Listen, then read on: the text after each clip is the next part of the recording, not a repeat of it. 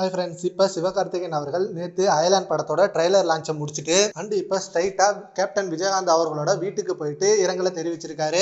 Captain அவர்களோட இறப்பு அன்னைக்கு அவரால் வர முடியாத காரணத்தினால இப்போ அவர் நேர்லயே போயிட்டு இரங்கலை தெரிவிச்சிருக்காரு. அவரோட படத்துக்கு மாலை இட்டுட்டு கேப்டன் விஜயகாந்த் அவர்களோட குடும்பத்தாருக்கு ஆறுதல் சொல்லிட்டு வந்திருக்காரு.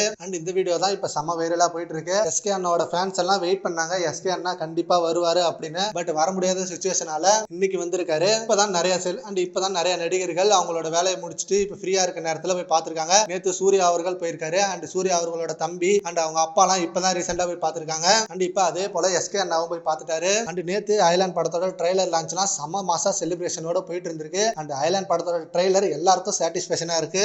இவ்வளவு வருஷத்துக்கு அப்புறம் அயலான் படம் ரிலீஸ் ஆக போகுது. ரொம்ப வருஷமா படத்தோட ஷூட்டிங் போயிட்டே இருந்தது. படத்தோட ஷூட்டிங்லாம் கொஞ்சம் வேலை தான். ஆனா அதுக்கப்புறம் CG work and VFX work தான் இவ்வளவு நாள் டிலே ஆனிச்சு. இவ்வளவு நாள் வெயிட் பண்ணதுக்கு ஒர்த்தா படம் மாசா வந்திருக்கும். ஏன்னா ட்ரைலர் அவ்வளவு செம்மையா இருந்தது. பொங்கல் அன்னைக்கு ஒரு தரமான படத்தை பார்க்கலாம். ஃபெஸ்டிவல் டேஸ்ல, ஹாலிடேஸ்ல சினிமா ஃபேன்ஸ் எல்லாரும் கண்டிப்பா ஒரு தரமான மூவியை பார்க்க ரெடியா இருக்காங்க. சரி, ஓகே ஃப்ரெண்ட்ஸ், இப்போ எஸ்கே அண்ணா அவர்கள் மறைந்த தேமுதிக தலைவர் விஜயகாந்த் அவர்கள் வீட்டுக்கு சென்று இரங்கலை தெரிவிச்சிருக்காரு. அதை பத்தி உங்க ஒப்பீனியன் நம்ம கான்ஃபரன்ஸ்ல கமெண்ட் பண்ணுங்க. இந்த மாதிரி எஸ்கே அண்ணா பத்தின ஹாட்டான அப்டேட்ஸ்க்கு நம்ம எஸ்கே ஆர்மி சேனலை சப்ஸ்கிரைப் பண்ணிக்கோங்க. மறக்காம பெல் பட்டனை பிரஸ் பண்ணிக்கோங்க. Thank you friends.